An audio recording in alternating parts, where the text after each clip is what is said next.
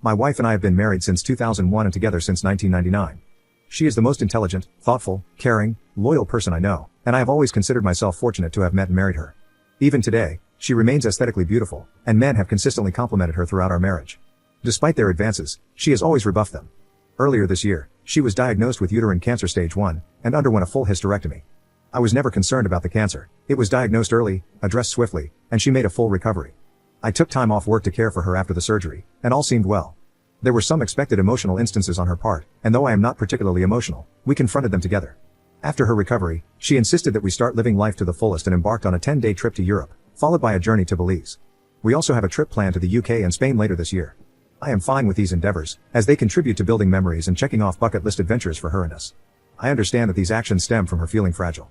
She also embraced activities like yoga, swimming, and healthy cooking classes. I was fully on board until last week. Last week, she came home from work and expressed a desire for a hall pass, a one-time opportunity for her to have intimacy with someone else besides me. She explained that since her cancer diagnosis, her outlook on life has changed, and she doesn't want to be restricted from doing things she desires.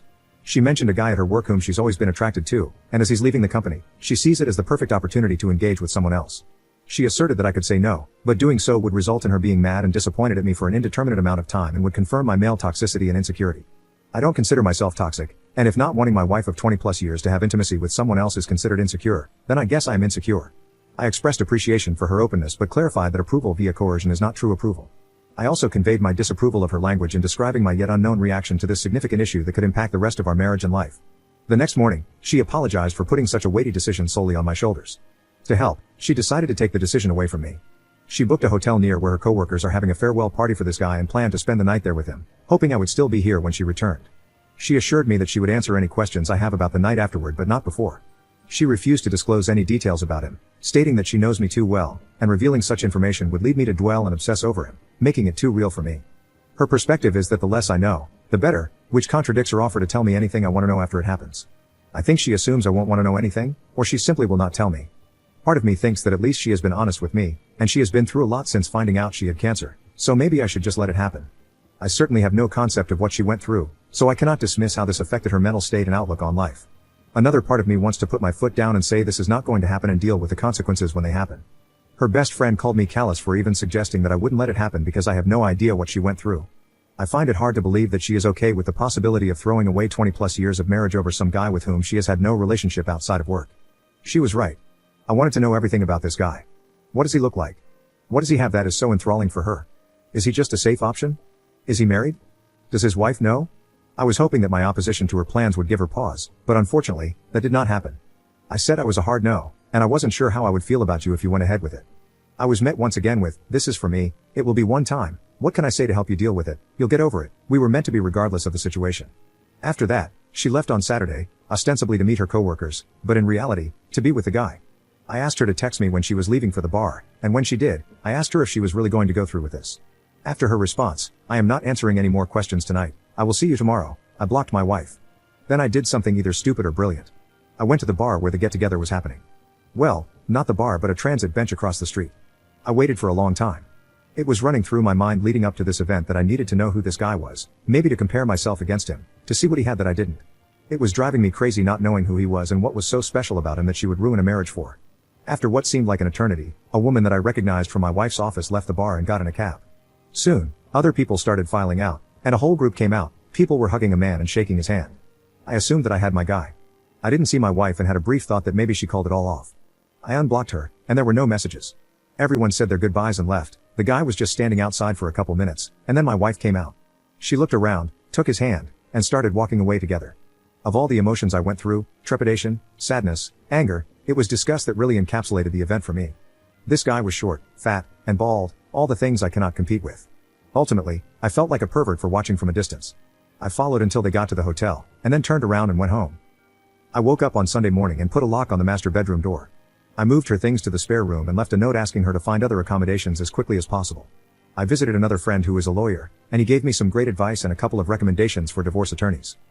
When I got home, and as per my friend's advice, I recorded the interaction. I was halfway up the stairs when she came up from the family room asking what was going on. Could we talk? I thought we talked about this? I just answered with I am not interested in discussing this tonight and went to bed. After not getting a response from me through the door, she left me alone. I feel kind of like a child for not talking with her and shutting the door on her, but I just couldn't look at her. On Monday, I got up and got ready for work. She was waiting for me and asked if we could discuss getting back to normal. I said, "You have been doing all the talking for the both of us for the last week, why don't you continue?" And left for work. That might have seemed cold, but compared to what she did put me through, that was lukewarm at best. My lawyer wasn't available for a few days, so I was faced with the reality of having to live with my wife in the interim. I really didn't want to go home and have any discussion, let alone a discussion about our relationship. When I did get home, I was basically ambushed by her friends and my mother-in-law. Instead of taking the remorseful approach, they decided that a full court press was what the situation warranted, and I was basically berated by them. Her best friend was definitely the ringleader, but all of them decided to say such things as, "She's been through a lot, you don't know what she's been through, you have no idea what it is like to face something like this, this was a one-time thing, at least she told you she could have hidden it from you, she will never see the guy again, and my favorite, you are a monster for what you have been putting her through these last couple of days." I listened with a cold look on my face, and when there was a pause in their fury, I asked if they were all done now. Then I asked my wife if there was anyone in her circle of friends or anyone else that she forgot to tell about this.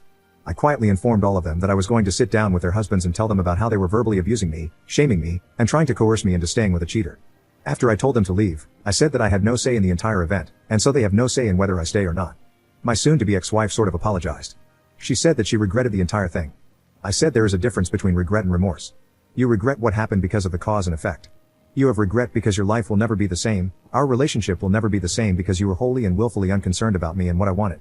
She asked if I had any questions, and she would answer them now, no matter how disturbing. I said that the one question I do have is, why? Not necessarily why this guy, why this low-end unattractive, unfit guy, but why someone else in the first place? She said that the cancer scared her to her core. She felt like she was rushing toward mortality and stepping out of that tunnel was appealing. She said that after all this time of being a wife and mother and worrying about family, this was something just for her. An escape. The guy was just someone who was interested in her for a long time, she knew he wouldn't say no, and he was the complete opposite of me. I said if I was going to risk my marriage, the woman would have to be a serious upgrade from you. I told her that I saw you and him coming out of the bar that night. I watched you walk away from the bar hand in hand towards the hotel.